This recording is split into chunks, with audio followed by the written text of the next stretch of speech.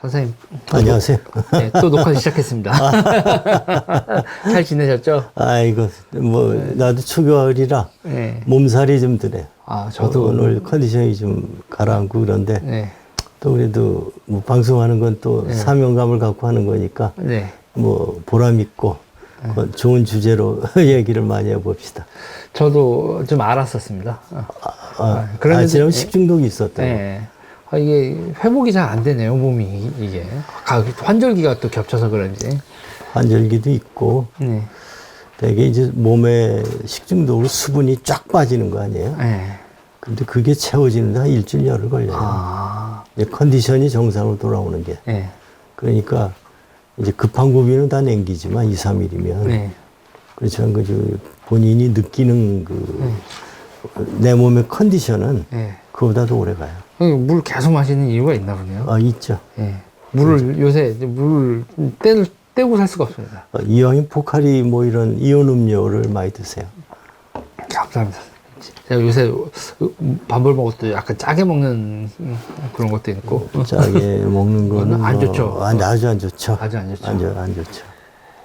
짜게 먹는 거를 소금의 미국 사람이 한 2g 정도 하루에. 네. 근데 우리가 한 2, 30g 돼요. 10배 정도 먹어요? 10배 이상 먹어요. 10배 이상. 식습관의 문제죠. 식습관의 문제죠. 그러니까 옛날에 없고 뭐 먹을 게 없던 시절에 다 염장하니까. 고추장에 비벼 먹고 고추장에 고추를 찍어 먹고 그리고 뭐 된장 뭐 전부 다 소금 간을 하니까 그래서 요새 그 염분 섭취를 줄이는 방법은 소금이 들어간 음식, 요새 이제 김치도 소금이 좀 덜 들어가게 해서 네. 바로바로 먹잖아요. 네. 그거 하나 남겨놓고 나머지는 소금 간을 아주 줄이고 안 하는. 아. 그러니까 김치 안 먹고 또 못 사니까 네. 그거 먹으면서 그걸로만 해도 하루에 우리가 필요로 하는 소요량, 그건 충분합니다. 그래서 되도록 그러니까 우리가 이제 찌개하고 국하고 네. 국물이 2개 들어가잖아요. 밥상 위에. 그 중에 하나 빼는 게 좋죠. 그런 거군요. 예. 그게 마른 반찬으로. 오래 사시려면. 네. 선생님. 일단 오늘 제가 선생님한테 여쭤보고 싶은 건 대한민국의 의료사회주의 세력이 어떻게 생겨났느냐. 그리고 그 사람들이 생각하는 사고방식이 어떻고 그로 인해서 김대중 정부, 노무현 정부 거치고 이렇게 되면서 있었던 이들이 정책으로 자신들을 실현하기 시작한 다음부터 대한민국 의료에 어떤 난장판이 벌어지고 있는가, 뭐 이런. 명과 암이라고 하면 밝은 면도 있을래요? 예, 그럼요. 네. 명과 암, 이런 얘기를 좀 했으면 좋겠습니다. 굉장히 어려운 주제인데. 어려운 주제죠. 우리나라 사회주의의 기원, 이런 책도 있잖아요. 네. 우리 돌아가신 오적을 쓴 김지하 선생 네. 보면 지리산 네. 천왕봉에서 여자 1명 낀 5명이 결사를 했다. 네. 이런 얘기도 나오는데 네.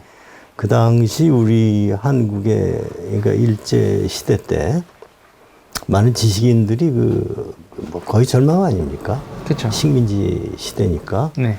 그때 아나키스트에 많이 빠졌을 거예요. 그쵸. 아나키스트에 빠지고 일부는 이제 흔히 얘기하는 주의자. 네. 그때 사회주의 하면 이제 공산사회주의를 얘기하는 건데. 네.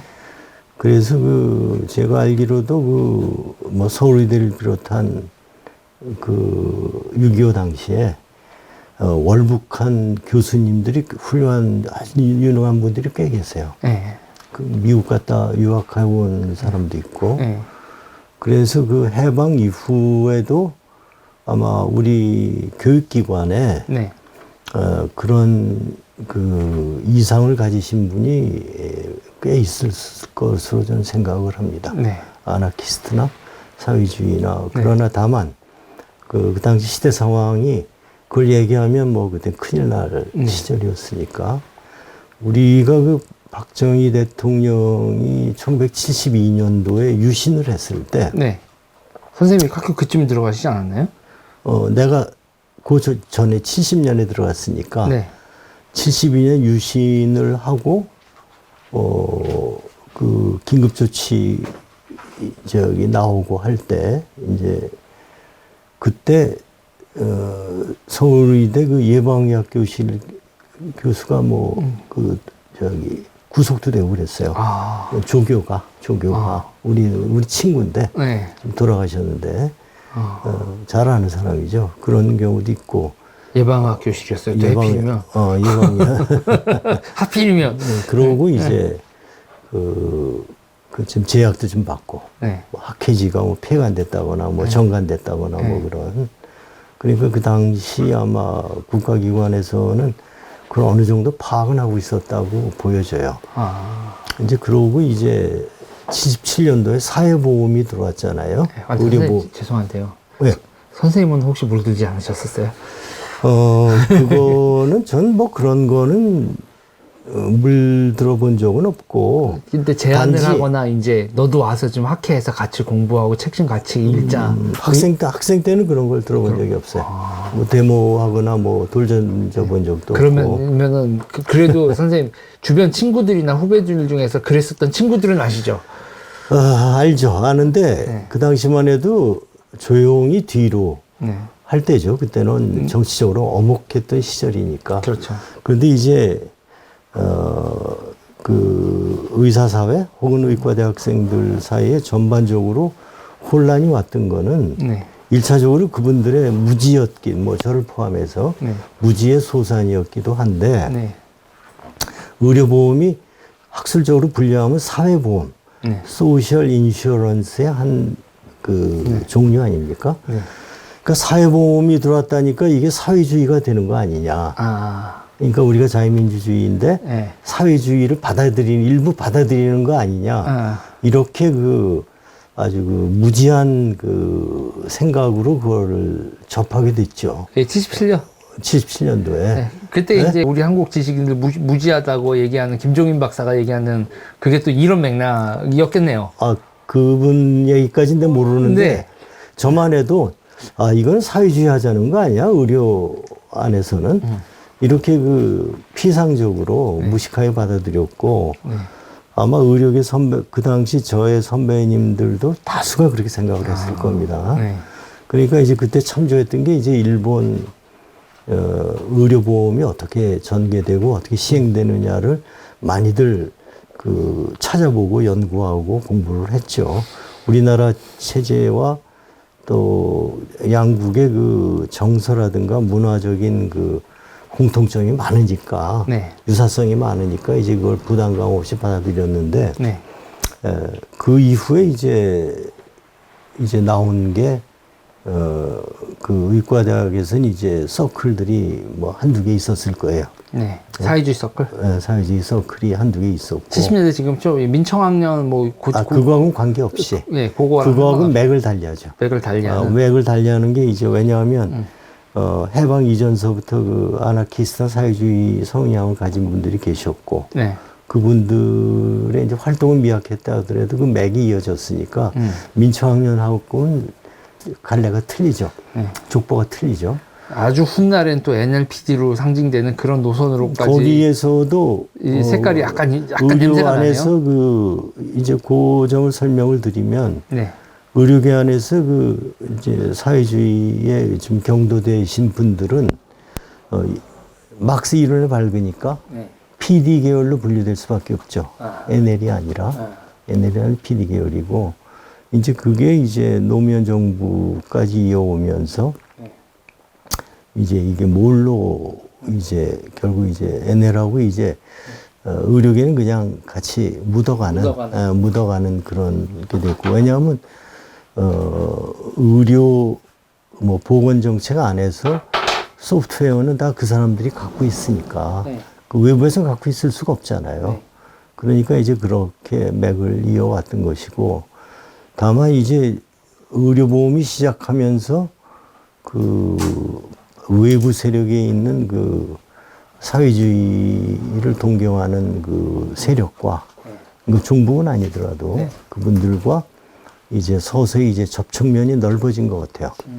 넓어지면서 1980년 이제 의료보험이 들어오니까 이제 본격적으로 사회보험을 연구하면서 거기에 사회주의에 좀 익숙한 분들이 거기에 대안을 그 많이 제시하고 또 그것이 쌈박하게 들렸던 적이 있었고 그 당시 초기 의료보험이 또 의사들이 현 박정희 대통령이 시행한 의료보험을 친숙하게 받아들이기 어려웠던 이유는 워낙 그 불비한 상황에서 그 시작을 했어요.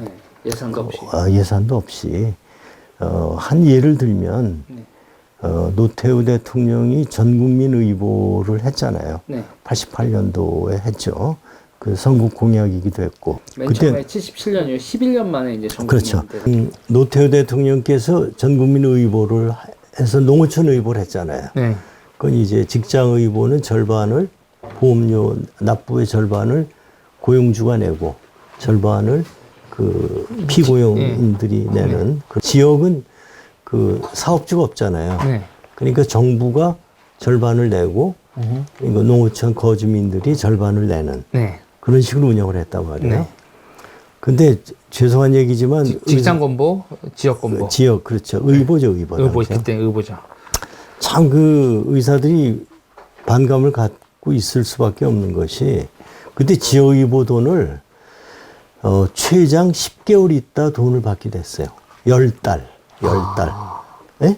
10달. 할부도 아니고 어음이네요, 거의. 어음이죠. 네, 외상 그래서 판매. 전자 나올 때 뭐냐면 구정하고 추석 때 주로 줬어요. 돈을 안 주다가. 왜냐면 추경을 편성해가지고 네. 그 이제 금년도 예산은 금년 추석 되기 전에 다 떨어집니다. 그 추석 때서부터 내년 2월까지 돈을 못 줘요. 네. 그 추경 예산을 편성해가지고 그 체불된 그거를 줬다고요. 그러니까 정부가 내야 될 반을 안 내고 있다가 그렇죠. 그렇죠. 울컥울컥 준 거네요. 그렇죠. 매달 그러니까 매달이 아니라. 물론 정부 입장에서는 공무원과 직장 의보에는 건전하게 잘 유지가 되니까 너희들은 병원을 운영할 수 있지 먹고 살 수 있지 않느냐 네. 이런 얘기고 우리 입장에서는 야 이건 내 돈 갖다가 저 의료 기자재 의약품 사다가 치료해주고 이거 10달 뒤에 받는 게 어딨냐 이러니까 그 당시 사회보험에 그 반감들이 굉장히 심했죠. 그 반감이 있을 때 그러니까 복지부 그 공무원분들하고 의사협회 그하고 그 만나면 싸울 수밖에 없죠. 맨날 불평하고. 국가가 양아치인데요?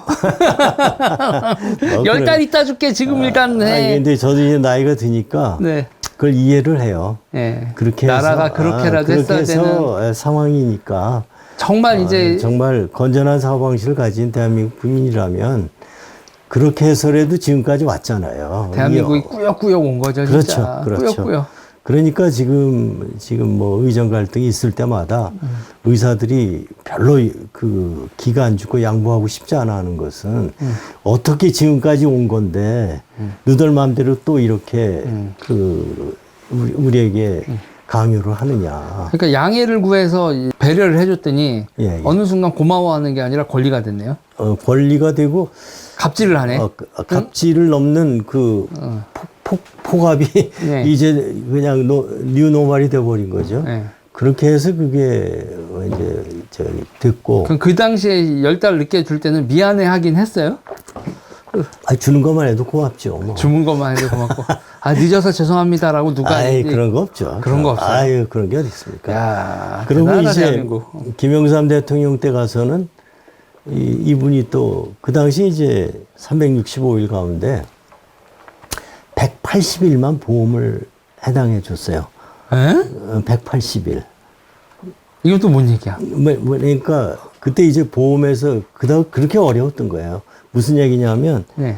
그 어큐트 급성질환, 네. 그러니까 맹장, 그러니까 제왕절개, 네. 여자들, 네. 감기, 네. 뭐 폐렴 뭐 이런 거 해봐야 뭐 한 열흘 보름이면 낫잖아요. 네. 전부 다. 네. 그러니까 그런 거를 해서 180일 투약 기간 쳐서 180일만 보험 급여를 인정해 줬어요. 한 사람당. 한 사람당. 아하. 그게 넘으면 이제 일반으로 돌리고. 이게 다 자기 부담. 보험 일반으로 못 해줘. 돌리고. 그럼 장기 그러니까 이런 질문이 나오는 거예요.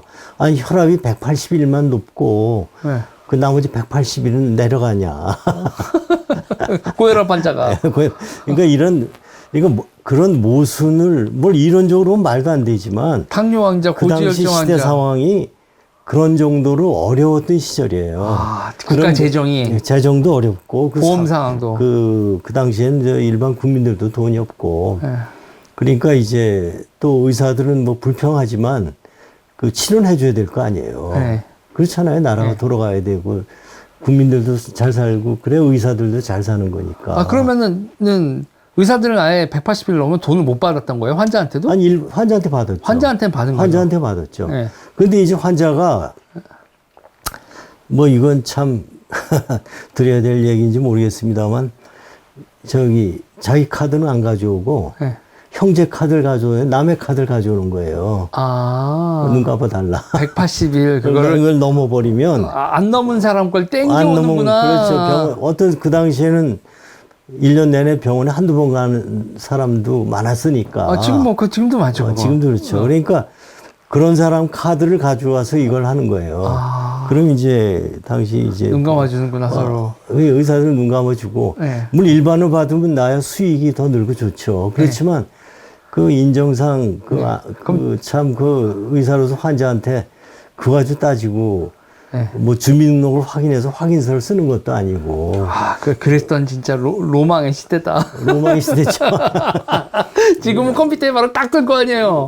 금방 뜨죠. 할 수도 그러니까 없는. 예. 그런 그 모순을 서로가 안고 지내왔던 거예요. 그러면서 국가도 국민도 국민들도 그렇고 의사들도 그렇고 서로 그냥 세상에 FM이 어딨어? 유두리가 있어야지. 그렇죠. 유도리. 그리고 예, 서울은 몰라도 지방 같은 작은 지역 사회에서는 네.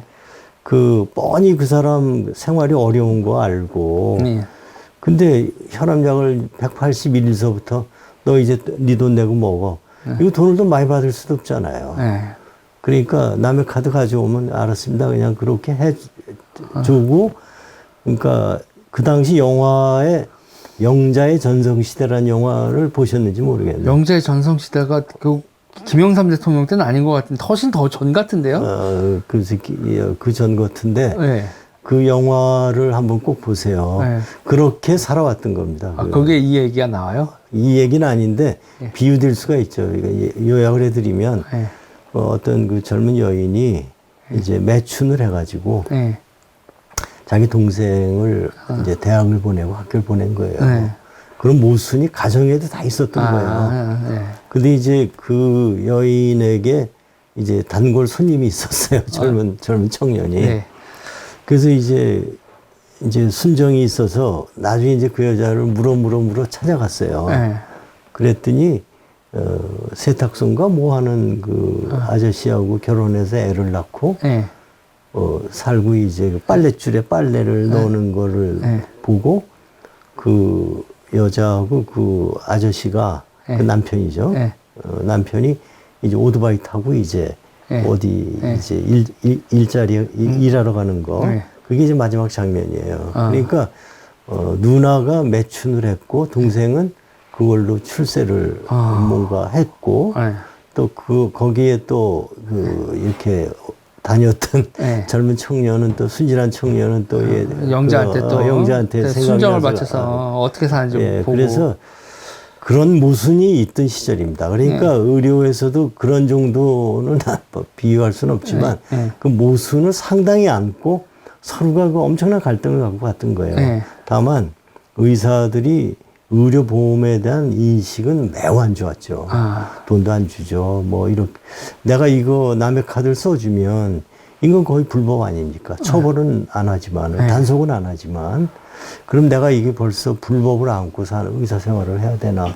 뭐 이런 고민도 나오는. 약선 잡히고 언제든지 정부가 단속하려면 단속할 수 있는 거고. 근데 단속을 못 하죠. 왜냐하면 민원이 많이 발생하니까 정부는 피해 나가고. 그러던 차에 이제 삭감을 또 많이 했어요.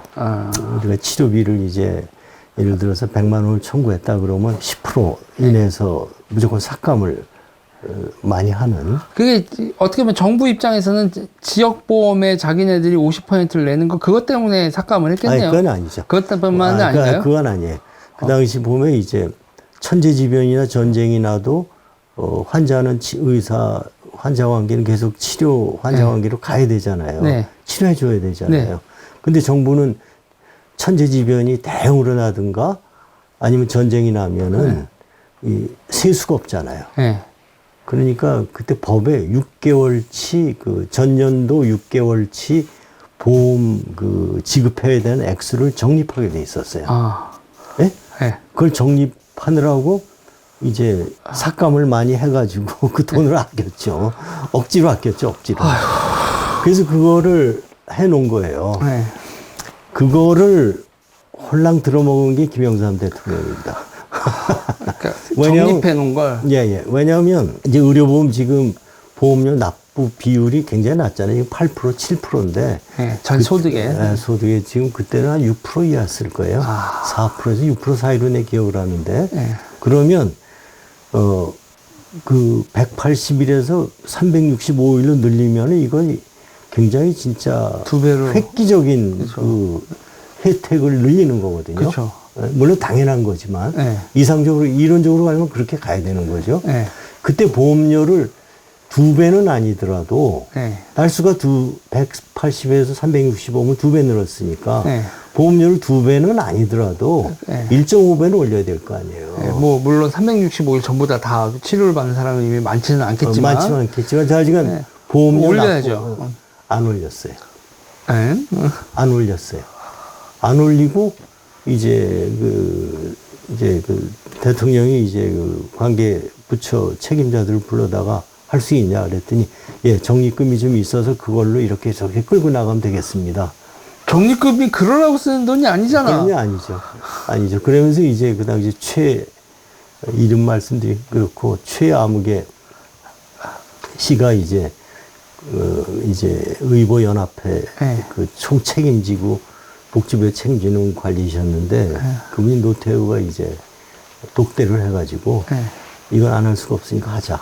뭐 하고 뭐 이런 식으로 해서 김영삼 때까지 그렇게 간 거예요. 그래서 김영삼 대통령 때 진짜 우리 의료보험 역사의 흑역사죠. 처음으로 단기 적자가 납니다. 처음으로 걷는 돈 쫓고. 걷는 돈보다 나가는 돈이 더 많아요. 많을 수밖에 없지. 그러니까 네. 적립금을 깎아 먹었다는 얘기죠. 야, 문재인하고 닮았다. 근데 그러니까 이제 저 같은 사람이 평가하기로는 네. 빌어먹을 이 의료보험 의사 환자 관계는 건전하게 끌고 나가야 되는 신뢰를 바탕으로 건전하게 끌고 나가야 되는데 네. 이걸 이렇게 홀랑 들어먹고 네. 나서 정치인들의 무슨 전리품이냐 선거공약에 내가 이렇게 해줬어. 그렇죠. 뭐 그것이 계속 이어져서 지난 정권의 문케어까지 간 겁니다. 문케어까지. 그러니까 우리 의사들은 이것을 평가할 때 의료의 과소비를 정부가 조장을 했다. 그리고 그것을 마치 우리가 선진국이 되는 그 유토피아가 되는 요즘 뭐 의료 유토피아, 의료 천국 얘기하는데 뭐 그런 쪽으로 이거를 정치에 많이 이용을 했어요. 그러니까 김영삼 대통령은 그렇게 사고치고 그게 어떻게 수습돼요? 그냥 넘어가는 거지 무슨 수습이 있습니까? 그 적자가 나는 거 다시 흑자로 돌아가는 게 된 결정적인 계기가 있었을 거 아니에요? 그거를 좀 깎아먹은 거죠. 저 적립금을 좀 네. 깎아먹고 네. 이제 보험 운영 당국에서 관리 당국에서는 또 다시 그걸 채워넣느라고 네. 또 애를 쓰는 거죠. 그런 이제 모순이 정립이 되니까 아니 그러다 그 보험료는 언제 올려요? 보험료는 이제 선거 때마다 그거를 올리겠다라고 나선 사람은 없어요. 올릴 수도 그렇게 하면 또 국민들 표가 안 나오죠. 네. 단지 제가 기억하는 건 김대중 대통령께서 선거 때마다 나온 구호가 뭐냐면 농가 부채 탕감 몇 천억 뭐 이런 그 정치 그 도덕적 해이가 네. 엄청 컸던 시절이었고요. 그런데 이제 전국민 의보가 이제 노태우 정부에서 되잖아요. 그러니까 이제 그때부터 의료보험을 통합을 하자. 그러니까 노태우 정부에서 그렇게 시작을 했었고 김영삼 대통령 때 이렇게 사고를 쳤었고 예. 김대중 대통령 때 통합 얘기가 나오지 않나요? 통합이 됐죠. 그러니까 이제 지역 의보하고 그러니까 직장 의보 뭐 다 네. 그러니까 통장이 그러니까 보험금을 갖고 있는 통장이 400개 20개 조합으로 다 나눠져 있으니까 네. 재산권이 있어요. 네. 그 조합에서 그 재산을 갖고 그쵸. 있는 거예요. 예를 들면 세종시 의료보험 그러면 네. 건강보험 그러면 세종시 시? 의료보험 조합장이 네. 그 재산권을 갖고 있는 거예요. 따로. 따로 갖고 있는 거예요. 그랬었죠. 그렇게 됐으면 지금 정부에서 하는 것처럼 병원 적자에 막 건보에 그 재정을 갖다가 투입할 수가 없죠. 정부가 그 명령을 내릴 수 있는 게 아니죠. 내릴 수가 없죠. 이거 사유재산이니까. 조합의 사유재산이니까. 조합별 재산이니까. 그렇죠. 그리고 국가 재산이 아니라. 목적에만 써라 그래서 뭐 진료 예방, 일부 예방 일부 그다음에 장제금까지 장례 뭐 하는 것까지 뭐 그렇게 돼 있었는데 이제 그러다 보니까 이제 모순이 이제 팽배했고 또 의사들도 아주 의료보험하면 아주 넌더리를 냈고 그러니까 이제 차라리 그런 건보를 통합을 해서 저 다 통합자 400 몇 개를 다. 하나로 만들어서 국가에서 책임지고 좀 해봐라. 그래서 그게 의료보험에서 건강보험으로 바뀐 거죠. 건강보험으로 이게. 바뀐 거죠. 예. 그래서 이제 재정의 목적이 이제 국가 국민보건 사업에 필요하다고 인정하는 이제 그 재원의 사용에 대한 1, 2, 3, 4, 5 규정이 있을 거 아니에요. 거기에 보면 이제 끝에 가면 국가 보건정책 수립에 관한 연구, 뭐 기타 사업 뭐 이런 게 있겠죠. 이거 다 통합되는 게 김대중 때 아닌가요? 김대중 때죠. 김대중 대통령 정권 초반에. 그리고 이걸 했었던 사람이 김용희가 아닌가요? 김용희. 그 그룹이 했죠. 그 그룹이 그 김대중의 새천년 민주당이죠. 그 당시에. 네. 아마 보건의료 뭐 정책 그 책임자 뭐 이런 위원장 뭐 이런 걸 하셨을 거예요. 그렇게 해서 이제 그걸 주도를 했죠. 네. 거기 이제 뭐 의사들도 반신반의했지만 오히려 의사들은 생각이 많이 없었어요. 네. 찬성을 한 사람도 꽤 있었고, 저도 그 사람 중에 공부를 하기 전이라 그런 죄를 한번 진 적이 있고, 그러고 이제 의사들은 그건 정부에서 할 일은 아니야 이런 입장을 가진 게 많았고, 그 당시 한나라당에서 제 기억으로 서상목 의원이라고 기억이 되는데요. 그분이 이거 통합하면 안 된다. 네. 이거 사회주의로 가는 방식이기 때문에 그냥 조합주의 쪼개는 방식을 유지해야 된다 그러는데 그때 이제 이제 정말 초유의 수평적 정권 교체고 뭐 분위기가 많이 뜨고 그 다음에 건전한 사회주의자든 급진적이든 아니면 중북이든 이런 사람들이 많이 양성화 돼서 표면으로 나왔잖아요. 그리고 또 이제 그 고통분담이라는 얘기도 있었고, IMF 특히 얘기도 있었고. 그 와중에 이제 그걸 했죠. 그러니까 의약분업도 같이 하고. 그렇게 되니까, 그 당시에 돈으로 10조의 적자를 받습니다. 그러니까 의약분업, 그러니까 건보 재정 통합을 하는, 의보 재정 통합을 해서 건보로 전환하는데 한 6, 7조 들었을 거고, 근데 의약분업 하는데 한 2, 3조 들어서 김대중 대통령이 노발대발했죠.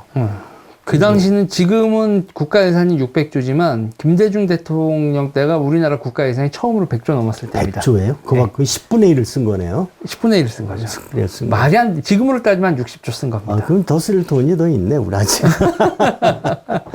그런데, 근데 이제 그분들이 이상은 좋아요. 모든 지역에 관계없이 평등하게 빈부에 성별에 인종, 피부 색깔에 관계없이 동일한 치료를 받는다. 거기에 반대할 사람은 없습니다. 근데 이제 거기에 가는 과정이 문제 아니에요. 돈을 누가 내느냐. 돈을 누가 내느냐. 그러면 이제 정치하는 사람들이 이제 그 다음에 딱 묻는 게 있어요. 뭐냐면, 야, 다 좋은데, 이게 왜 안 되냐. 그리고 돈이 많이 들어가지 않냐. 이러니까 그분들의 논리는 약품 리베이트만 빼서 여기다 넣어도 호흡이 됩니다. 이렇게 얘기하죠. 의사들 리베이트로 쭉 주면 됩니다. 그렇죠. 그건 부조리 아니냐. 그 부조리지. 있으면 안 되는 거지. 근데 그게 그렇게 해서 또 다른 무언가 손해를 보는 걸 그렇게 메꾸는 보상 체계로 균형을 이루고 있었다라는 건 그분들 생각엔 없지. 그러니까 단순하게 유토피아 그림 한 장 탁 놓고 전 국민이 행복하고 편안하고 평등하고 진료를 받는다는 그 아주 그림을 하나 잘 그려놓고 그러면 이제 현실주의자니까 정치인들은 그 돈 어디서 나오냐? 아, 리베이트 빼면 됩니다. 그 의사들이 반대하지 않나? 아이, 그 부조리인데 그거는 척결의 대상, 그 타도의 대상입니다. 네. 좋아. 그런 정도는 내가 할 수가 있어. 뭐, 이렇게 해서 그게 진행이 된 거예요. 네, 그리고 이제 근데- 이게 노무현 대통령 때가 아니, 그러니까 근데 김대중 대통령이 때죠. 10조 손해를, 네. 적자를 보고 기절초풍을 한 거예요. 네, 그리고 이때 이걸 수사했었던 검사가 또 윤석열 대통령. 아니. 그건 김대중 때니까. 맞죠. 검사죠. 그건, 예, 그건. 그래서 의약분업 때 자기가 뭐 이렇게 많이 의사들을 그래요? 다뤄봤다 이거 아닙니까? 글쎄, 그거하고 지금하고 무슨 관계가 있겠습니까? 그런데 네.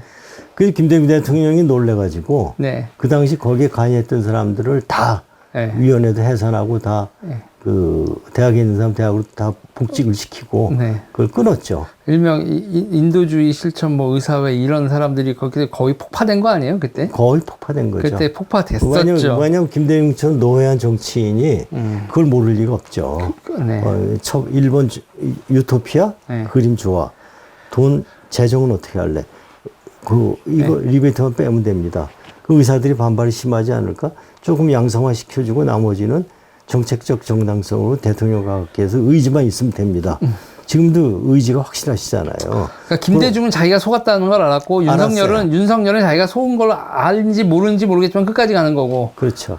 그래서 제가 그걸 보고 느낀 게 역시 그 노회한 짬밥수가 많은 네. 정치인과 그렇지 않은 그 대통령 간의 그 하는 일의 차이가 저렇게 나는 거예요. 김대중 대통령은 그러고 나서 이제 다 물리쳤었던 거고. 그렇죠.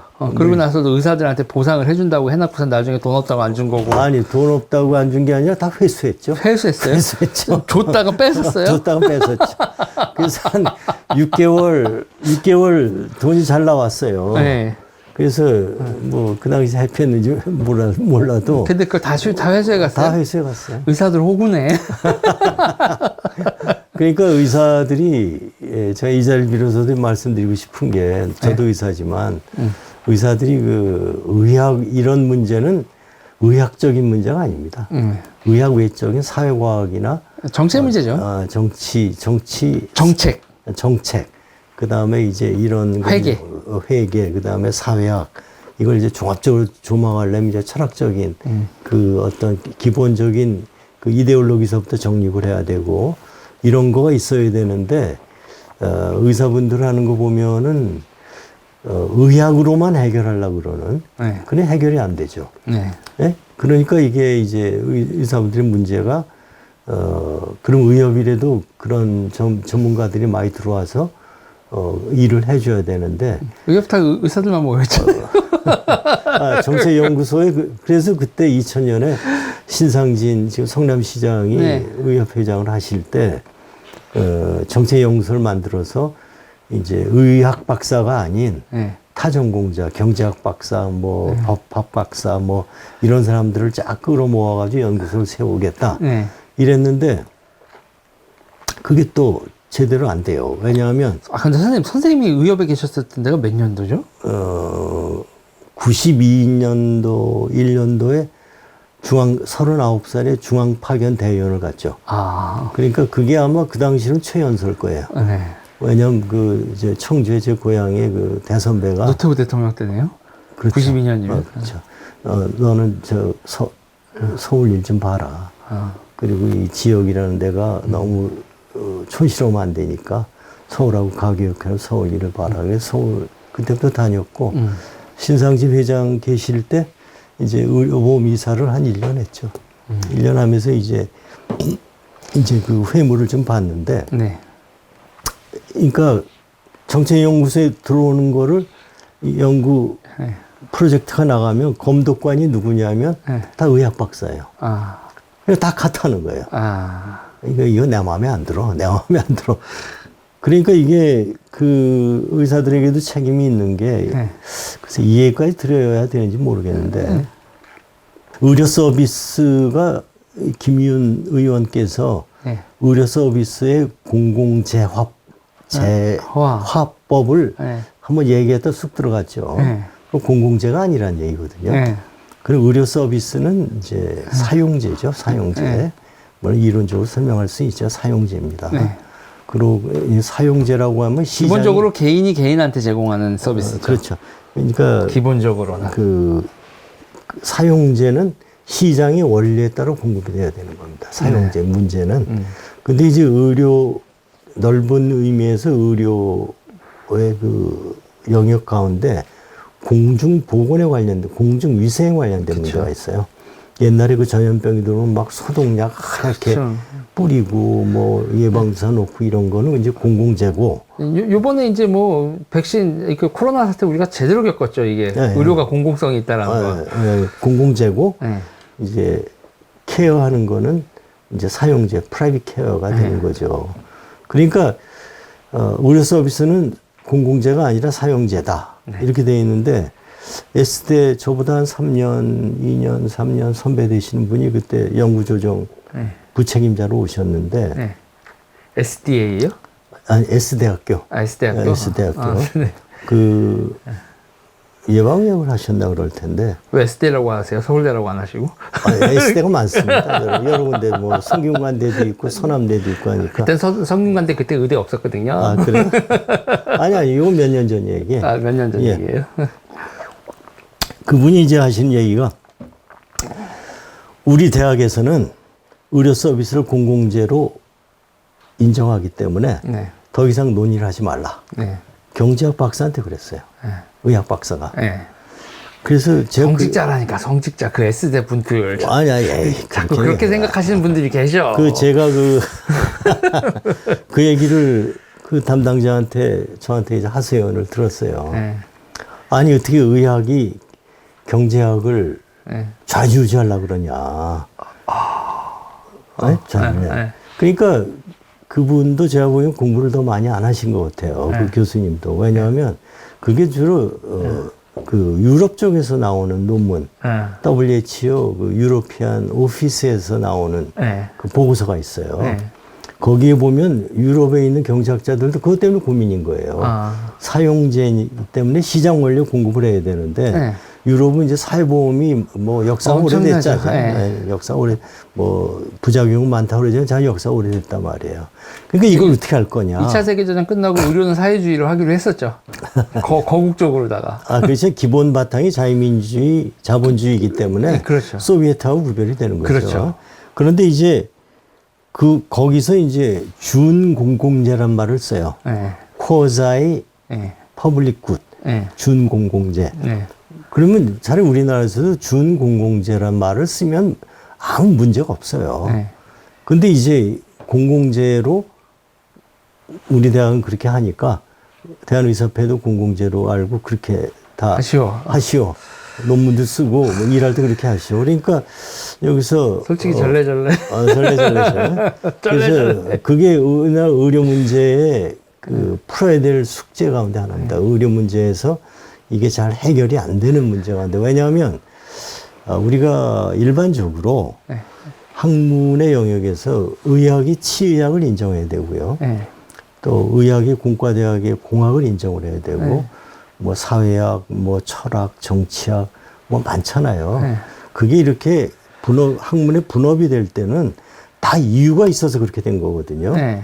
근데 그거를 무시해버리면 그럼 의학이 모든 거를 통제하고 장악하는 학문은 아니잖아요. 그렇죠. 모든 사람을 치료하는 학문일 수는 있어도 모든 학문을 지배하는 그 학문 영역은 그 필드는 아니란 말이에요.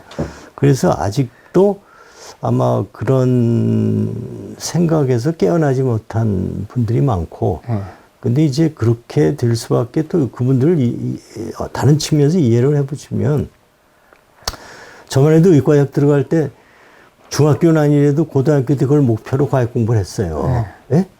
이제 고3 된 밤 10시까지 과학 공부했고, 토행금지 있던 시절에.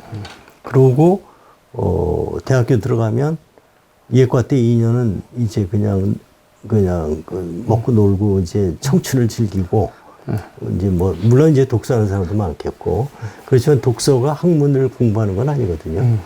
그 다음에 본과서부터 들어가면 지금 요새 말썽이 나는 대로 이거 절대 안 된다. 의대 교수들이 서울의대가 다행히 정말 제대로 하셨다고 봐요, 학장님이.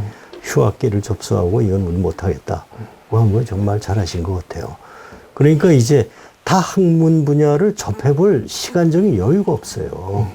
그러니까 이게 이제 순수 병원에서 맹장 수술한다, 심장 수술한다는 건 문제가 안 돼요. 왜냐하면 그건 완전히 의학적으로만 띄우면 되니까. 의학적으로 띄우면 되니까. 근데 그분들이 모르는 게 있어요.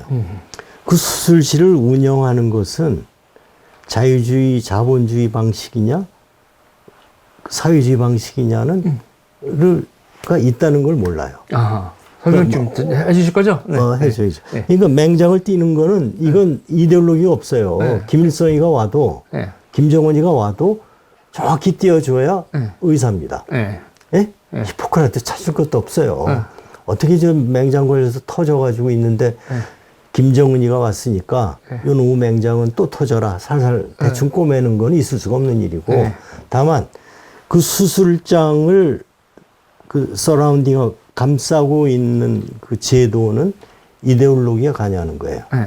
이게 자유주의 방식이냐 사회주의 방식이냐 관여하는 거예요. 네. 즉 다시 말하면 그 수술장에 들어가는 사람의 우선순위가 정해지는 거예요. 아하. 예? 네. 그래서 환자 우선순위가 정해지고 네. 소비에트의 예를 들면 아 여기는 당간부 몇 급 이상 아니면 못 들어와. 당상관 아니면 못 들어와. 그치. 우리 병원은 이제 원래대로라면 선착순이지만 사회주의가 원래 선택순위죠. 그- 평등하게. 네. 근데 그런 게 있어. 소비에트를 보니까 그렇게 안 되더라 이거예요. 네. 그래서 제가 그런 책을 보고 공부하면서 아 이게 이데올로기의 문제고 의사도 이걸 너무 모르고 있고 그 모르고 있으니까 이제 참 창피한 얘기지만 의사들이 있는 그 수가 현실화밖에 얘기하는 게 별로 없어요. 아. 예? 근데 통상적으로 돈 얘기를 먼저 하면 한국 사람들 다 싫어합니다. 그러니까요. 설득이 안 돼요. 사실 돈 얘기인데 다. 돈 얘기인데 결국은 돈 얘기인데 네. 그걸 어떻게 잘 포장을 하고 어떻게 제도적인 보완으로 감싸서 이걸 근본적인 걸 얘기하고 거기서부터 단추를 하나씩 꼬여 나가서 결국은 돈을 조금 더 있어야 되고 우리는 더 많은 서비스를 해줄 수 있고 국민 보고는 올라간다. 좋아진다. 이런 논리가 나와야 되는데 그거를 다 빼고 수가 현실화 저수가가 문제일 뿐이다. 라고 얘기하면 상대방을 설득하기 어렵죠. 거기다가 아까 얘기했듯이 의료 서비스는 공공재, 우리 학교에서는 우리 대학에서는 공공재를 여기니까 아예 딴소리 하지 말아라. 이런 식으로 해야 되면 의사 집단이 대한민국이라는 뭐 어느 나라도 마찬가지죠. 그 큰 그 공동체 안에서 하나의 자기 역할을 해야 되잖아요. 그것도 정당하게 해야 되고 정당한 논리가 있어야 되고 그런 면에서 의사들이 한국 의사들이 좀 부족한 데가 있다. 저는 이렇게 생각을 하고 있습니다. 그래서 지금 뭐 제가 그래서 이제 아까 이제 원래대로 돌아가면 노무현 대통령 때부터 이제 좌클릭이 이제 본격적으로 시작이 됐죠. 그 로드맵에 따라서 한꺼번에 하면 반발이 심하니까 하나씩 그 시계 시계침 돌아가듯이 조금씩 했고 이명박 박근혜 대통령 두 분이 이제 우파 대통령이셨는데 그분들은 아예 그 정책을 그 어떤 사명감을 갖고 밀어붙일 생각이 없었죠. 네. 그러니까 현상 유지만 해라. 아. 그러니까 근데 좌클릭된 상태에서 그냥 머무르 있는 거고. 좌클릭한 상태에서 머무르고 있는데 여기서 하나 또 정리를 해야 되고 가는 게 김대중 때 그런 일이 있은 다음에 그 정책을 주도했던 사람들이 다 죽어나갔는데 다 김대중 대통령에서 이선으로 물러났는데 노무현 되자마자 그 사람들이 다 컴백한 거 아니에요? 그렇습니다. 그리고 그 컴백했었던 사람들의 대장은 사실 김용익 선생님이었던 거고. 그때 뭐 청와대 들어가셨으니까. 그리고 그 김용익을 그렇게 끌어줄 수 있었던 정치적, 정무적 파워는 이해찬이 가지고 있었던 거고. 그렇죠. 그리고 그때 이제 부총리였던 분이 지금 총리하고 앉아 있는 거고. 그러니까 한덕수 총리. 한덕수 총리는 그 당시에는 좀 입장이 달랐지만. 경제부총리 하시면서 의료시장 개방을 하고 의료산업부 또 이걸 해가지고. 네. 우리나라의 그 이제 달러를 벌어들이는 거죠. 먹거리를 다변화해야 되지 않냐. 네. 근데 우리나라 의사들이 그 수준이 높고 우수하고 기술이 좋은데 저걸 저렇게 뭐 공공성으로만 묶어놓을 필요가 뭐 있냐라는 그렇죠. 생각을 가지셨어요. 그 한덕수를 정무적으로 꺾어버린 힘은 이해찬 총리에서 나온 거 아니에요? 그렇죠. 이해찬 총리가 당시 그분은 거의 뭐 소통령이었으니까. 이해찬이 그거를 꺾는 거고, 그리고 이제 김용익은 이해찬하고 손잡고 밀어붙이는 거고, 그 당시에서 소외된 사람은 비서실장 문재인하고 그리고 대통령 노무현 둘이 이거에 대해서는 주도권을 이해찬 김용익한테 다 뺏기는 상황이었다. 위임한 거죠. 그냥. 위임했다고 봐야 되는 거죠. 위임으로 봐야죠. 네. 원래 뭐 그분들의 생각하고도 비슷하니까. 뭐 틀리지 않으니까 네. 그냥 위임한 거죠. 네. 네. 그래서 그렇죠. 그것이 이제 그렇게 갔고, 그러다가 이제 문재인 대통령 때, 그러니까 이명박, 박근혜 두 분이 계실 때, 이제 좌클릭 되던 게 시계가 멈춘 거고, 문재인 때 이제 문재인 케어로다 이제 확 돌려버린 거죠. 그렇죠. 그리고 그 연장선에서 지금의 이제 우리 이제 윤 대통령이 이제 말씀하신 의료개혁. 네. 의료개혁. 그리고 이제 문재인 때 그 확 버튼을 돌릴 때도 그때도 그 똑같은 멤버들이 등장하잖아요. 그렇죠. 그러니까 당대표 이해찬, 그리고 김용익 선생님이 그때 건보공단 이사장 하셨죠. 건보공단 이사장이었죠. 사실상 박능호 복지부장 그때 코로나 시대 아니에요. 그렇죠. 그러니까 네. 제가 보기에도 박능우 복지학 하신 분한테 밑에 사람들이 물어보기 전에 아마 다른 쪽에 더 물어보고 그렇죠. 이제 기한지 작성해서 내밀었고, 또 아마 추정키로 아마 그 담당 장관도 충분히 그렇게 해오라고 그랬을 거예요. 그리고 이제 그거에 대해서 이제 이해찬 또 김용희, 이게 노무현 때에 의해서 똑같이 그 둘 사이에서 주도권을 행사하면서 또 밑에 있는 공무원들, 지금 이제 말하고 있는 박민수 같은 사람들. 그 이제 박민수 25년 전이면 지금 그분이 25년 나이 30대죠. 그렇죠. 아마 행시 봐서 네. 복지부에 이제 신참으로 맨 밑에 있을 때니까 그 위로 이제 의료보험 77년도에서부터 했고, 그 뒤에 인맥은 이제 싹 정리가 됐고, 네. 그러니까 노무현 대통령 계실 때 아마 인적 청산이 많이 됐을 걸로 알아요. 김근태가 돌아가신 김근태 씨가 그 복지부 장관 잠깐 했죠. 그리고 유시민이 했고. 이태복 씨도 잠깐 했고, 네. 그때도 결국은 그 실무적인 거는 아마 그 그룹에서 다 했던 걸로 그렇죠. 생각을 합니다. 왜냐하면 소프트웨어가 나올 데가 없어요. 뻔하니까. 그러니까 지금 거기다가 오른쪽이 어떤 뭐 방향성이 있다라던가 이거에 대해서 뭘 해야겠다라는 어떤 그룹이 있는 것도 아니잖아요. 그룹은 없죠. 왜냐하면 개인적인 생각은 몇 사람들, 뭐 저도 마찬가지지만 갖고 있었지만, 의료계는 전반적인 게 제도는 정부에서 해라. 네? 정부에서 해라. 네. 우린 관여하지 않겠다. 그럼 뭐 관여할 때? 그 수가만 정상화 시켜달라, 올려달라. 요 입장으로 뭐 요약할 수가 있어요. 그래서 저는 보면, 제가 이제 요새도 선생님들 많이 뵙고 하지만, 선생님들 보면은 다 임상하시고 환자 보는 분들이에요. 그럼. 환자 보는 분들이고 현장에 있는 분들이고. 근데 뭐 김용희, 김윤 이런 선생님들 있잖아요. 예. 사람들 만나서 밥 먹는 게 일이야. 그리고 패거리 만들고, 그리고 무슨 협회 만들고, 조직 만들고. 그러니까 정치적으로 그렇게 행동하는 사람들을 임상 의사들이 이길 수가 없는 거예요. 이길 수가 없죠. 이길 수가 없죠. 이길 수가 없고, 네. 그래서 이제 세브란스 연세대학교에 이제 예방의학 하신 분들 몇 분 계신데, 이제 그분들이 인식이 있으셨어요. 네. 이건 아니지 않느냐. 그러고 보니까 이제 연세대학교 교훈이, 네. 진리와 자유 아니에요. 네. 서울대학은 진리만 있고, 네. 자유가 없죠. 네, 그 다음은 네가 알아서 해라인데, 그러니까 아마 그 성경의 귀절에서 뭐 유래했다고도 얘기를 하는데, 네. 그러니까 그분들은 교훈에 따라서 항상 자기 자신의 중심을 잡을 수 있었던 기회가 주어졌던 것 같아요. 네. 세브란스의 연세대학교 그 우스갯소리를 하나 드리면, 그래서 제가 그 연대 출신 친한 친구를 만나가지고, 의사는 아닙니다. 만나가지고 농담을 하다가, 진리와 자유 참 좋은데 어떻게 마광수는 그 자유를 장미호관으로 데려왔냐. 제가 농담을 했어요. 그러니까 자유가 이제 방종으로 이해되던 때도 있었던 거죠. 근데 자기가 연세대학교가 그런 면에서는 아마 예방의학이나 보건행정을 하시는 분들이 방향을 제대로 잡고 있는 것 같아요. 네. 서울대학은 뭐 제가 자세히 들여다보지는 않았지만 뭐 그렇지는 않은 것 같고. 개인적인 분들은 있겠지만 조직적인 움직임이 그렇죠. 정치는 결국 조직이 조직화가 돼 있지 않으면 아무리 뜻 있는 사람이라고 해도 그냥 그 뜻은 그 승계도 안 되고 계승도 안 되고 그냥 소멸돼 버립니다. 그리고 조직을 가진 사람들이 자기들한테 적대시 될 수 있는 개인은 고사시켜 버리죠. 그 사람이 방송 출연까지 맡고. 예, 그렇습니다.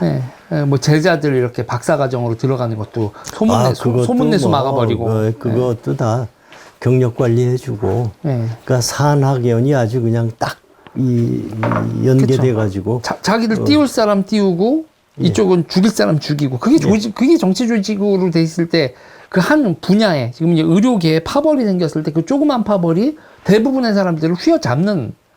아니 서울대 예방의학 교실이나 그 의료관리학 교실이나 이런 그 사람들이 얼마나 된다고 공무원들 그리고 정치인들 주요 정치인 뭐 이해찬 같은 사람 이런 걸 다 휘어잡고 같이 동맹을 맺어서 이렇게 오는 거 아닙니까? 어떻게 보면 파별로 보면은 이해찬하고 김용익은 이건 NLPD 연합인데 그런데 이거를 지켜보는 다른 사람들 예를 들면 한덕수 총리 같은 경우도 2000년대 그 부총리를 하면서 그 사람들한테 한번 저항을 했다가 제대로 꺾이고 난 다음에 요번에는 아무 말도 못하는 거 아니에요. 그렇죠. 같은 말을 하고 있는 거 아니에요. 예. 그 당시에는 분명히 아니 이 좋은 자원들을 가지고 이렇게 지금 그래서 공공성으로 묶어놓고 썩힌다고 생각을 하셨으니까 제대로 찾으신 거죠. 그랬었던 사람이 지금은 이렇게 된 거죠. 제가 봤을 땐 그때 내가 NL이나 PD하고 내 공무원 공직자가 저 사람들이 저 정치꾼들하고 부딪히면은 내가 박살나는 거구나. 그걸 깨달았을 수도 있다고 봐요. 그렇죠. 그건 한덕수 총리한테 가서 물어봐야 되겠지만 그때 그랬던 분이 지금 왜 이래요? 그때 내가 너무 당했어 라고 저는 지금 가정을 하고 있는 거고. 그렇게. 전 거기까지는 모르겠습니다. 그러니까 저는 지금 그런 거예요. 에서는 그 사람들을 겪은 사람들은 다 무서워해요. 학을 띄는 거고. 학을 떼요. 다 학을 떼요. 뭐 그럴 만한 뭐 사연이나 사건이 있습니까? 아니 기본적으로 사람을 매도하니까요. 매도하니까. 아니 그게 그렇게 매도하고 매장을 시켜요? 저는 뭐 운동권하고는 관계없어서 잘 모릅니다. 아니 매장시키고 매도시키는 거에서 봤을 때는 뭐 미투 같은 거 있잖아요. 가장 무서운 게 미투고. 안희정이 지사 당하는 게 그런 건가요? 그러니까 안희정 같은 경우에 뭐 그렇지만 안희정 말고도 수많은 사람들이 미투로 숙청을 당하죠. 그러니까는 제가 이제 이거 관련돼서 얘기를 하는 것 중에 하나가 옛날에 운동권 사회의 성폭력 추방을 위한 백인위원회라는 위원회가 있었어요. 익명위원회입니다. 100명의 위원이라고 하는데 그 100명이 누군지 아직도 몰라요. 그런데 누구 너 그때 택시 타고 가면서 그랬지? 뭐 이런 식으로 해서 자기네들이 숙청해야 될 사람들을 다 숙청해냅니다. 그래서 저는 그 군자산의 약속 일환이라고 보거든요. 군자산 세력이 그리고 민주노총을 장악하는 과정에서 PD 계열의 그 사무총장, 이 민주노총을 만들었었던 사람들을 그거로 다 보냅니다. 정치권에서는. 네. 정치가 뭔지 그렇게까지. 네, 그러면서 이제 얘기가 들려요. 그때 국회 무슨 어디서 보좌관하고 뭐 했지? 뭐 이런 거 있잖아요. 블랙메일 다 돕니다. 그러니까 그쪽 정치는 총만 안 들었지 전쟁이죠. 네, 전쟁 뭐. 아니 그리고 요번에서도 우파에서도 뭐 볼 것도 없이 이제 예를 들면 이준석 할 때 너 그때 뭐 거기 가가지고 뭐 비아그라를 먹었는지 씨알리스를 먹었는지 뭐 이런 얘기까지 나오잖아요. 그러니까 그런 식으로 모독 주고 뭐하고 그리고 일거수일투족을 다 내 걸 보고 있었던 비서들 있잖아요. 비서들이나 내 이 사무실에 있는 이 비서진들 다 자기 사람들이 아니거든요. 그러면 만약에 한덕수 그 당시 부총리나 이런 입장에서 보면 임명권자잖아요. 이해찬이 총리가. 그러면서 자기 주변에 있었던 자기가 계속 차 타고 다니고 뭐하고 한 사람들 주변 사람들을 둘러봤을 때 그 사람들이 나라고 단순 의견이 아니라 이 사람들이 의견을 맞서는 거에 대해서 나를 적대시하고 나를 제거해야 될 대상으로 본다라고 하는 그런 일을 한번 당해보면 무슨 얘기지? 좀 뭐 대충 이해는 되겠어요. 그러니까 선생님 병원의 간호사가 선생님이 뽑은 사람이 아니라 그 사람들이 보낸 사람들이라 생각을 해보세요. 얼마나 무서운 일이 벌어지는 거예요. 회계 담당자가 저 사람들이 보낸 사람들이다. 그렇죠. 일일 보고 올리고. 내가 법화 쓴 거를 전부 다 해서 누가 누구를 만나고 그리고 법칼을 어떻게 쓰고 한 거에서 다 지켜보는 사람들, 내가 아무런 잘못이 없다고 한들 그런 사람들하고 내가 부딪힌다? 매우 피곤한 일이죠. 그래서 저도 넌더리를 낼만 하네요. 그래서 이제 저도 이제 저 사람들하고 투쟁을 하고 그럴 때 이제 제가 이제 저 사람들하고 투쟁할 때 유리한 건 전 공직을 한 적이 없거든요. 그리고 뭐를 한 거. 그래서 저도 그때 윤건영 뭐 계좌를 턴다거나 그럼 제가 어디한테 배웠겠습니까? 저 사람들한테 배우고 똑같이 하는 거죠. 그리고 제가 절대로 공직 안 나간다. 그럼 저는 쟤네들한테 죽는 거죠. 이때까지 해놓은 짓도 있으니까. 무서운 사람들입니다, 좌파는. 아니, 지금 뭐, 3선, 4선 하죠. 재벌집 가가지고, 자기네들 군자금 마련한다고. 사람을 찌르는 사람들이 지금 국회의원을 하고 있지 않습니까? 아이, 그러면 안 되죠. 어떻게. 그랬었잖아요. 그랬었던 사람이 지금 국회의원을 하고 있죠, 지금. 이미 그랬었던, 강도짓을 했던 사람이, 그건 강도짓이 아니라 민주화 운동이었다. 의적 일침이구만. 자기네들은 의적이었다고 생각하는 거잖아요. 불 지르고. 자랑하잖아요. 나 미 대사관 가서 불 질렀어. 내 자랑이야. 뭐 이런 거. 그러다가 자기 어디 가서 사람이 죽었는데 부산에선 부산 미 모나온 방화 사건에서는 죽었는데 자기는 운 좋게 사람이 안 죽었을지라도 그런 거를 민주화 운동이다라고 하고 뭐 민자당사 가서 불 지르고 강제 점거하고 지나가는 사람. 하긴 뭐 동의대 그 전경 7명 불에 타 죽었잖아요. 그 민주화 운동 유공자 됐어요. 그 사람들도. 유공자 됐더라고요. 그리고 지금 그때 이제 뿌락치라고 오해하고 사람들 패서 죽였던 한 총련 세대 지금 이재명 측근하고 있어요. 이게 이제 저는 그런 거예요. 70년대건 80년대건 90년대건 대한민국 좌파들이 그런 식으로 자기들은 절대로 옳기 때문에 자기들이 하는 행동들 그 화염병을 던지건 쇠파이프질을 하건 누구를 뭐 음해하건 뭐 하건 다 옳다고 생각을 하는 거예요. 에이. 위약이라고 부릅니다. 위약. 위약. 나쁜 건데 필요하다. 정말 무서운 사람들입니다. 지금 뭐 한문동 총리가 이에 그 개인적으로 어떻게 판단하셨는지 모르지만 그때 김용익하고 이해찬한테 맞섰던 한덕수 총리는 왜 이렇게 사라졌을까? 그것 또한 대한민국 정치사에서 되게 중요한 물음표라고 생각을 해요. 이건 정치학으로 누가 논문도 써야 되고 조사도 해야 됩니다. 그때 김용익과 한덕수와 토론을 했었다는 거잖아요, 선생님. 네, 그렇죠. 그 토론 이후에 이해찬은 어떻게 행동을 했고, 그 다음에 한덕수는 공직자로서 정치 인생을 살면서 어떻게 살았고, 그리고 한덕수가 다시 총리로 부활시킨 건 윤석열이잖아요. 예.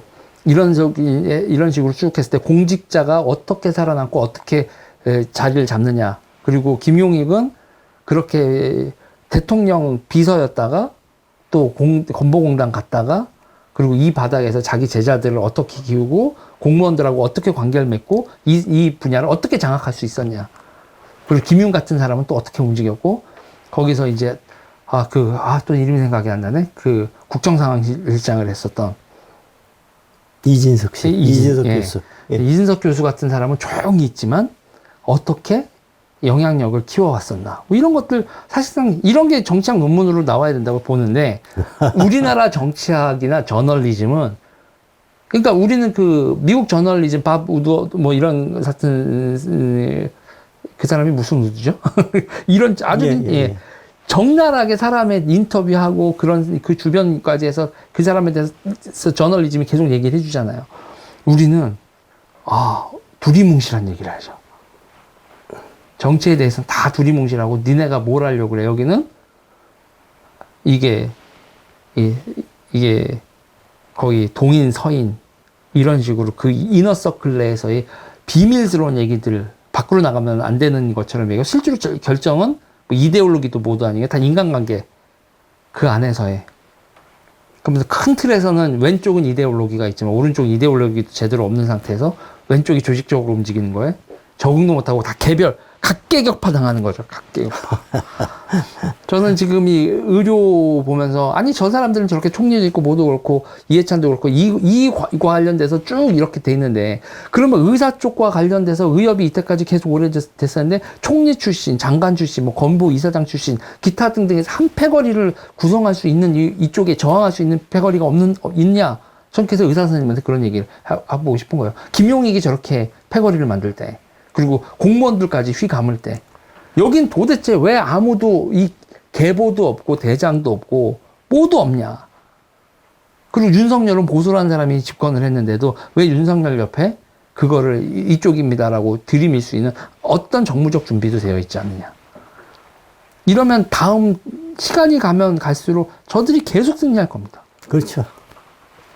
그러니까 그 2000년 의학분업 끝나고 의사들의 그 정치 세력화, 소위 폴리티사이제이션이 필요하다라는 게 있어서 정책연구소가 나온 거거든요.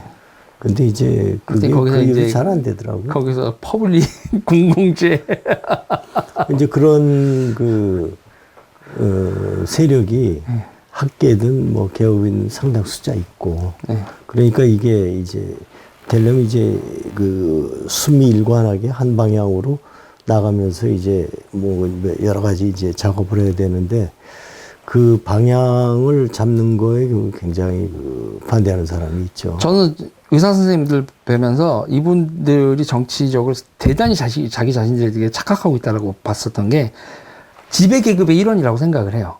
높은 분들은. 그리고 자기를 성직자라고 생각을 해요. 그런 베이스예요. 그래요? 그러니까, 정도. 그러니까 제가 놀란 건 자기는 대통령을 만난다 이거죠. 자기는 대기업 회장을 만난다는 얘기예요. 그리고 그 사람들은 내가 꼭 필요하고, 그리고 그거에 의해서 자기는 이 사람이 이렇게 치료했고 이분이 이렇게 해줬으니까 다들 이렇게 해 라고 해서 자기가 제공해 주는 게 그들로부터 쭉 자고 자기 사단이 생겨요.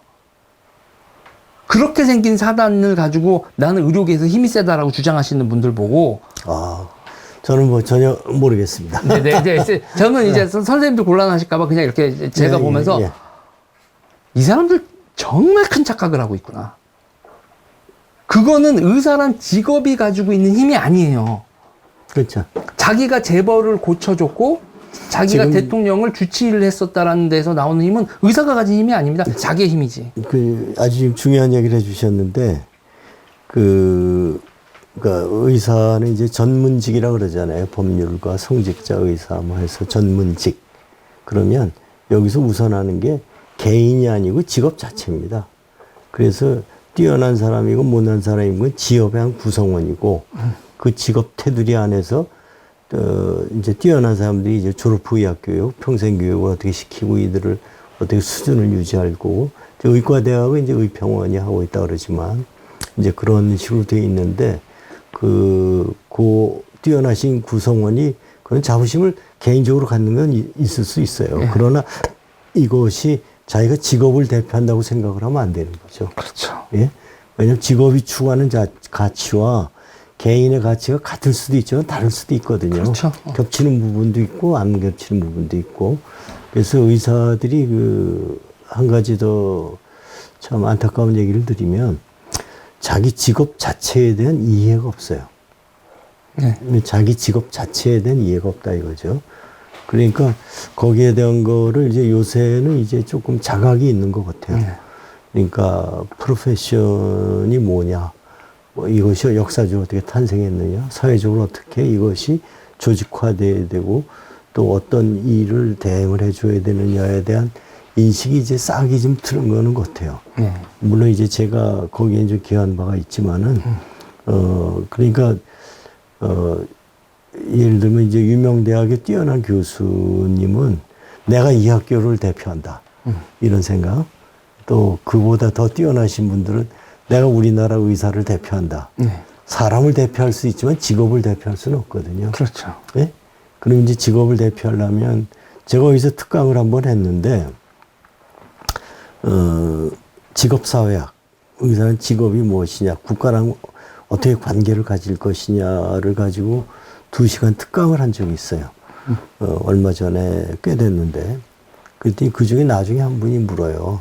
근데 거기 오실 정도 되면 꽤 관심이 벌써 이해 수준이 어느 정도 있는 사람이거든요. 네. 예? 수준이 안 되면 아예 안 오죠. 왔는데 아니 자기 임상 공부하기도 환자 보는 공부하기도 바쁜데 이걸 어떻게 다 공부합니까? 저한테 그렇게 묻더라고요. 그래서 대학 교수의 길은 크게 보면 2개 아니면 3개다. 첫 번째 연구자의 길, 리서처죠. 리서치하는 사람, 리서처. 두 번째로 이제 대학이나 병원 행정을 하는 사람, 어드미니스트레이터죠. 행정가. 그 둘 중에 하나다. 또 하나가 있다면 이제 의과대학에서 이제 그냥 환자나 티칭은 이제 연구적 2개 뭐 공유하는 거라고 보면 그러면 행정가로 나서는 분들은 적어도 이거를 완벽하게 몰라도 큰 제목만은 좀 알 필요가 있다. 그러니까 저 같은 사람이 디테일을 공부하지만 그것의 줄기를 알고 그거를 이해하고 자기가 실천할 정도는 돼야 된다. 그러니까 어떻게 자연과학하기도 뭐 진짜 밤새서 공부하고 환자 봐야 되는데 그런 책을 보고 그걸 외우고 또 뭐 또 보고 할 수 있겠어요. 그렇지만 의사들 중에 적어도 행정가의 길, 또 순수 교육을 기획하는 사람들은 그거를 좀 알 필요가 있다. 이렇게 답을 해드린 적이 있습니다. 제가 선생님 지금 그 말씀드리면서 그게 맞는 말인 것 같은데 문제는 어드미니스트레이션이 지금 대한민국 죄다 이걸로 가는 건 술 먹는 걸. 그리고 좌가 다 장악했잖아요. 그러니까 좌 성향인 사람들은 어드미니스트레이션의 그 정치 조직과 기타 등등으로 자리까지 싹 다 계보를 만들어 놨는데 이 오른쪽에 그러니까 이거를 기본적으로 비즈니스적으로 접근을 하는 그거로 접근을 하는 사람은 공공이 아닌 비즈니스를 얘기하는 사람은 그냥 씨가 마른 상황이에요. 아, 그런 정도면 심각한데. 씨가 마른 상황이잖아요, 선생님. 예. 그러니까 지금 남는 건 그런 학생하고 전공의밖에 없는 거구만. 지금 그런 상황이죠. 참. 뭐 선배 의사도 책임이 큽니다.